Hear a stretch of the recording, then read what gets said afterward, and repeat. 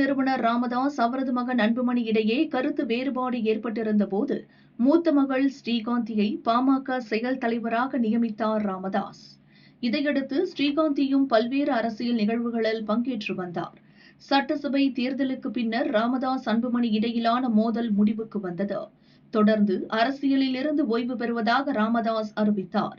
இதையடுத்து அவருக்கு ஆதரவாக செயல்பட்ட முன்னாள் எம்எல்ஏக்கள் ஜி.கே. மணி, அருள் உள்ளிட்ட சிலரை தவிர பெரும்பாலான நிர்வாகிகள் அன்புமணி பக்கம் சாய்ந்தனர்.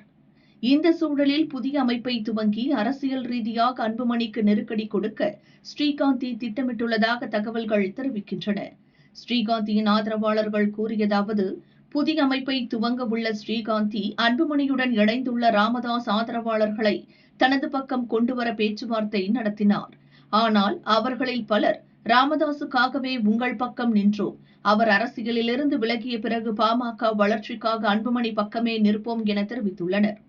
ஆதரவாளர்களை திரட்டுவதில் எதிர்பார்த்த அளவு ஆதரவு கிடைக்காத நிலையிலும் புதிய அமைப்பை தொடங்கும் முடிவில் ஸ்ரீகாந்தி உறுதியாக இருப்பதாக அவரது ஆதரவாளர்கள் தெரிவித்துள்ளனர்.